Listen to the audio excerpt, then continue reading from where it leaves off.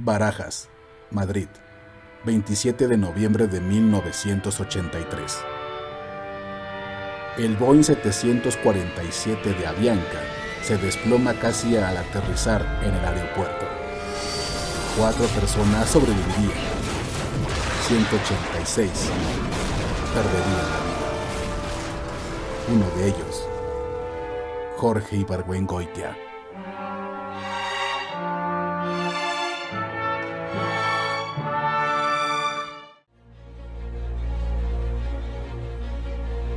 Esto es El Arenero, depositando en tu mente lo que otros creen desperdicio.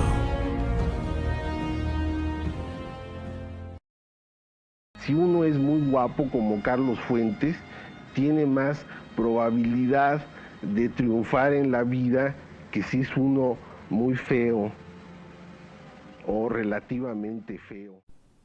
El 22 de enero del 2018 se cumplieron 90 años del natalicio de una de las plumas con más humor, crítica, ironía, de prosa ágil para despedazar a la clase política y económica de aquel olvidado país llamado México, Jorge Ibargüengoitia.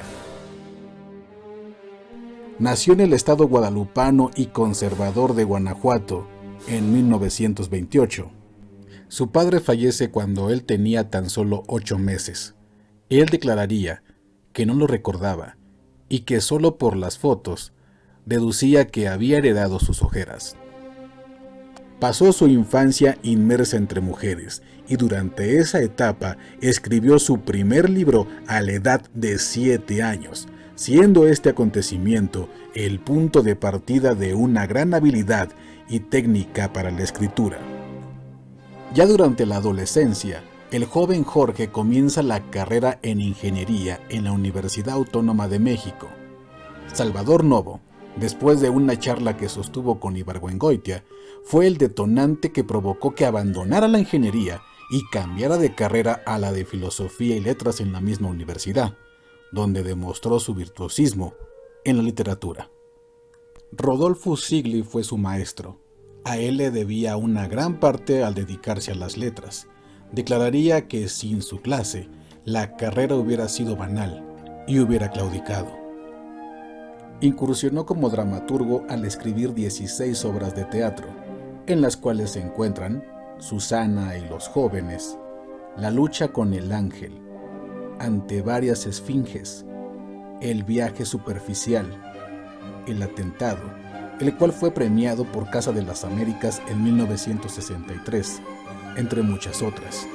Sin embargo, donde más destacó fue como novelista, donde destaca su interés por los problemas sociales del país, plasmando una gran sátira en sus textos y una habilidad en la narrativa, que nos lleva desde la risa loca hasta la crítica más profunda. Parte de su personalidad vivida las plasmó en su prosa ágil, el cual dinamitaba en cada palabra. Sus historias llenas de frases hilarantes son un espejo que refleja la idiosincrasia del mexicano. La acidez era parte de su fórmula, estilo único que lo hizo ser reconocido y premiado, no solo en el país, sino también en Latinoamérica y otras partes del mundo, en el ámbito literario, mediante obras como El atentado, Relámpagos de agosto, Las muertas, La ley de Herodes, Maten a León, entre muchas otras. También hizo ensayos, cuentos y periodismo. Muchas de sus obras llegaron a la pantalla de plata. En 1977, con la cinta Maten a León, dirigida por José El Perro Estrada. Estas ruinas que ves, por Julián Pastor, en 1979. En el 91, Jorge Alí Triana filma Maten a León. En el 95 llega a los cines Dos crímenes, dirigida por Roberto Snyder. Jorge Ibargüengoitia fue ante todo un literario con alto sentido crítico. El humor en sus cuentos, sus novelas, sus obras teatrales y sus artículos periodísticos muestran un sarcasmo fino y salvaje. El escritor decidió irse a vivir a París junto a su esposa, la pintora inglesa Jo Leville, quien ilustró todas las portadas de todos los libros que publicó en la editorial Joaquín Mortis. En la capital francesa se dedicó a trabajar de manera muy intensa en la que sería su séptima novela, situada, según se sabe, en la época de Maximiliano y Carlota de México. Por eso, cuando le llegó la invitación para un encuentro de escritores en Bogotá, se mostró reacio al asistir. A último momento, decidió hacerlo y abordó el vuelo 11 de Avianca, el Boeing 747. En el mismo vuelo viajaba el poeta y novelista peruano Manuel Escorza. El matrimonio formado por el crítico literario uruguayo Ángel Rama, la crítica de arte en argentino y colombiana Marta Traba y la pianista española Rosa Sabater. La aeronave se estrelló cerca del aeropuerto en Madrid-Barajas, en Mejorada del Campo, el 27 de noviembre de 1983. Jorge Ibargüengoitia llevaba consigo el borrador de una novela en preparación, el cual se consumió con él. A los 55 años, abandonaría este mundo para ser inmortalizado en sus obras. Si es uno simpático, pues tiene más posibilidad de llegar a la celebridad que si es uno un chocante, ¿no? Pero en el fondo, como que estas son cosas secundarias, en el hombre casi no cuentan. Y sin embargo, en todas las mujeres que han llegado a ser realmente famosas en nuestro medio, ahí están presentes estas cosas. De lo contrario, si carecen de la figura masculina de prestigio que las protege en el pasado, ¿no? El señor que vivió con ellas o que se peleó con ellas o que lo que sea, siempre son consideradas, es una mujer, es una de mucho talento para ser mujer.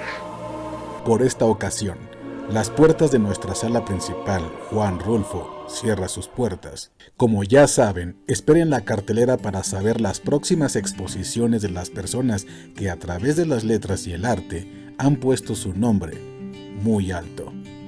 El Arenero es un canal de investigación realizado, producido, escrito por Salvador el Nada Guapo Montiel. Quizá por esta razón el canal no despegue. Con la edición maestra al cortar de Isaac Eduardo Sí Soy Galán Montiel, que está esperando que cualquier televisora le llame para ser la próxima estrella estrellada. Ahora sí, recuerden suscribirse, dar like, compartir, y si tienen alguna sugerencia, opinión o nos quieren recordar a nuestra madre, por favor hacerlo a través de cualquiera de nuestras redes sociales. En serio, las leeremos con mucho gusto y responderemos a la brevedad. Si no les gustó lo que acaban de ver, pues esto es como la ley de Herodes: o se chingan o se joden. Esto fue El Arenero, depositando en su mente lo que otros creen desperdicio. Por cierto, pueden picar cualquiera de los cuadritos que aparecen arriba. Los llevará a otros videos de este humilde canal. Ahora sí, hasta la próxima.